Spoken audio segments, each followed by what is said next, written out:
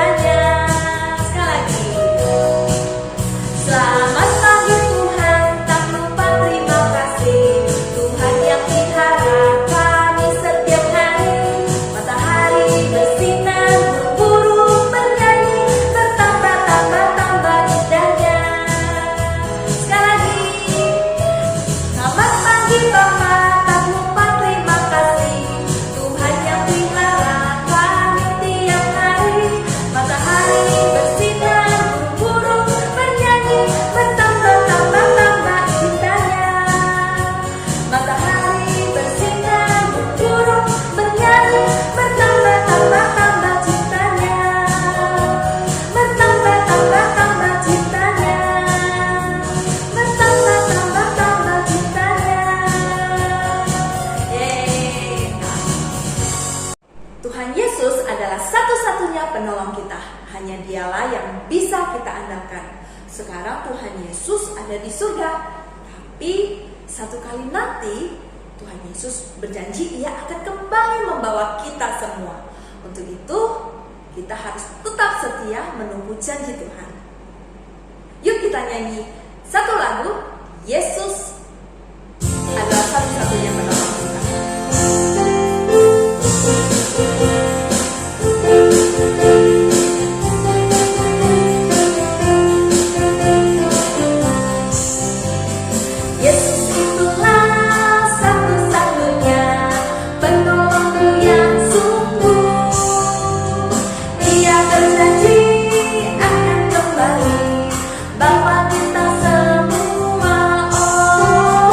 Haleluya.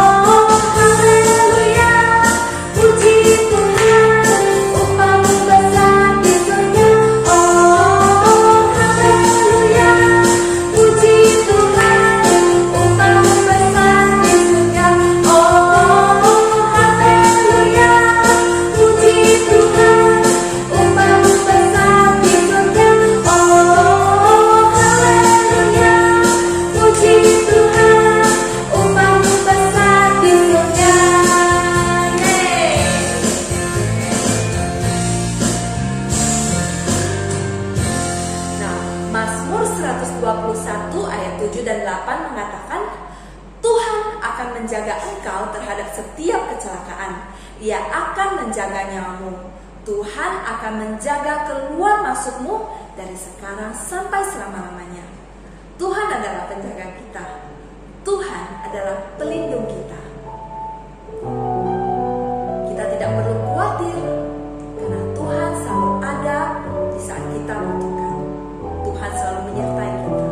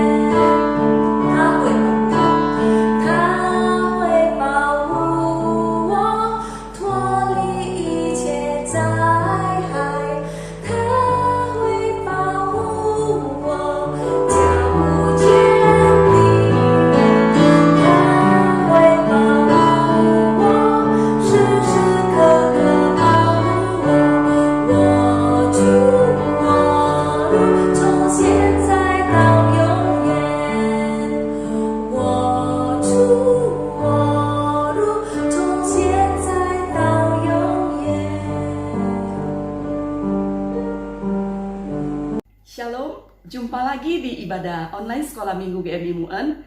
Nah, kita terus doakan supaya pandemi COVID-19 ini segera berakhir dan kita dapat bersama-sama ibadah kembali di gereja. Sebelum kita mendengarkan firman Tuhan, kita bersatu di dalam doa. Tuhan Yesus yang baik, kembali kami datang ke hadapan-Mu ya Bapa. Kami kembali berkumpul bersama-sama di dalam ibadah online. Tuhan, kami juga terus berdoa untuk COVID-19 ini. Tuhan, kiranya COVID-19 ini dapat segera berakhir ya Tuhan. Dan kami juga dapat kembali bersama-sama ibadah di gereja bersama-sama ya Tuhan. Tuhan, kami meletakkan untuk firman Tuhan pada hari ini. Tuhan, kiranya Engkau memimpin lause kami yang bercerita, juga untuk kami anak-anak-Mu yang mendengarkan ya Tuhan. Waktu selanjutnya kami serahkan ke dalam tangan-Mu. Dalam nama Tuhan Yesus kami berdoa. Amin. Firman Tuhan hari ini kita akan mendengarkan mengenai hari Pentakosta. Di hari Pentakosta terjadi penggenapan perjanjian Tuhan Yesus bahwa Tuhan Yesus akan mengirim Roh Kudus kepada murid-muridnya. Nah, pada waktu 11 murid berdiri di Bukit Zaitun bersama dengan Tuhan Yesus, ada dua hal penting yang terjadi. Hal apa sajakah itu? Nah, pertama, mereka diberi tugas yaitu untuk menjadi saksi Tuhan Yesus sampai ke ujung dunia ya. Padahal pada waktu itu murid-murid Tuhan Yesus, satu orang pun mereka tidak pernah meninggalkan kota asalnya. Tetapi Tuhan Yesus mengatakan bahwa mereka tidak akan mengerjakan tugas ini dengan kekuatan mereka sendiri, tetapi Dia akan mengirim Roh Kudus kepada mereka untuk menjadi penghibur, penolong, dan sebagai guru mereka. Kemudian Tuhan Yesus meninggalkan mereka dan pulang kembali ke rumah Bapanya yang di surga ya. Tetapi Dia berjanji untuk memberikan penolong kepada mereka dan mempersiapkan rumah bagi mereka di surga. Suatu hari mereka akan bersama-sama lagi untuk selamanya. Murid-murid Tuhan Yesus turun dari Bukit Zaitun dengan hati yang sangat bersukacita dan penuh dengan penghiburannya, dengan hati yang sangat terhibur. Sekarang mereka tahu bahwa mereka tidak salah untuk mengikuti guru mereka. Mereka akan kembali ke Yerusalem dan menunggu kedatangan Roh Kudus yang dijanjikan oleh Tuhan Yesus. Nah, selama 10 hari mereka berkumpul dan berdoa dengan penuh harapan. Bukan hanya 11 murid Tuhan Yesus, tetapi teman-teman Tuhan Yesus yang lain juga ikut bergabung di dalam doa ya. Bahkan Maria, ibu Tuhan Yesus dan saudara-saudaranya juga datang untuk berdoa. Nah, pada hari ke-10 sesudah kenaikan Tuhan Yesus, orang Yahudi merayakan hari Pentakosta. Pada hari itu banyak orang yang dari dalam maupun dari luar kota berkumpul di Yerusalem untuk mempersembahkan buah sulung dari hasil panen mereka. Nah, buah sulung itu hasil pertama ya, hasil pertama dari hasil panen mereka. Hari itu murid-murid masih tetap berkumpul dan berdoa. Tiba-tiba terdengar bunyi seperti angin yang besar ya. Bunyi seperti angin yang besar memenuhi seluruh ruangan tempat mereka berdoa. Lidah-lidah api turun dari atas dan hingga pada mereka masing-masing ya. Betapa ajaibnya ya. Tapi lidah-lidah api itu tidak membakar rambut mereka ya, melainkan memberi suatu perasaan yang segar dan kuat, suatu semangat yang luar biasa. Mereka yakin bahwa mereka sedang mengalami apa yang sudah dijanjikan oleh Tuhan Yesus. Tuhan Yesus sudah kembali kepada mereka, tetapi bukan dalam bentuk tubuhnya yang seperti dulu ya, bukan dalam bentuk tubuh yang seperti dulu, melainkan Ia masuk ke dalam hati mereka melalui Roh Kudus. Murid-murid tidak tahan lagi. Mereka didorong untuk meninggalkan ruang doa dan pergi untuk berbicara tentang Tuhan Yesus kepada siapa saja. Kemudian mereka pergi bersama ke Bait Allah untuk bertemu dengan orang banyak yang berkumpul di sana. Ya, mereka bersama-sama akan merayakan hari Pentakosta. Nah, dengarlah, mereka berseru, "Kami ingin memberitakan tentang Tuhan Yesus kepada kalian. Tuhan Yesus adalah penebus dan juru selamat yang sudah mati untuk kita semua dan dibangkitkan pada hari yang ketiga." Orang banyak berdiri dan mendengar dengan heran tentang apa yang diberitakan oleh para murid kepada mereka. Kemudian mereka saling berpandangan karena mereka semua dapat mendengar kabar baik itu dalam bahasa mereka.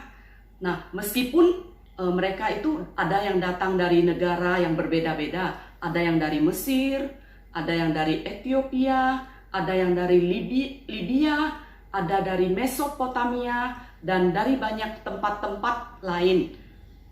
Tetapi mereka mendengar kabar baik tersebut di dalam bahasa mereka sendiri-sendiri.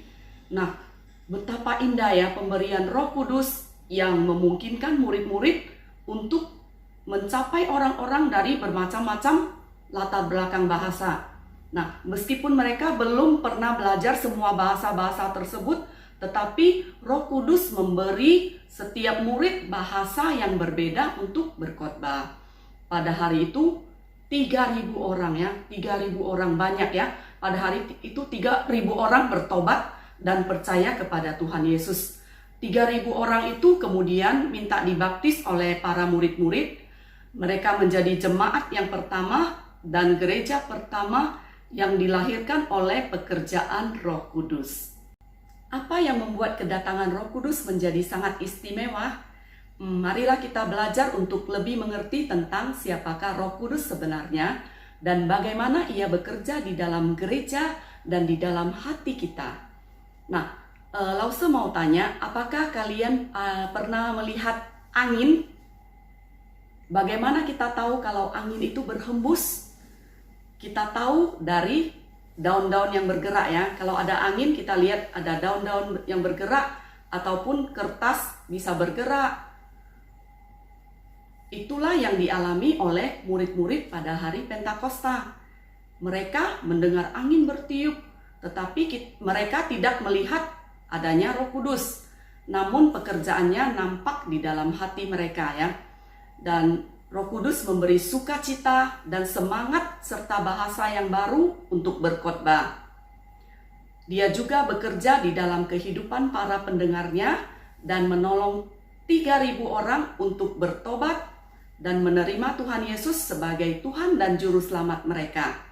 Nah, waktu Roh Kudus turun dari surga, murid-murid melihatnya seperti lidah-lidah api ya. Lidah-lidah api itu hinggap di atas kepala mereka, tetapi lidah-lidah api itu tidak membakar rambut mereka ya.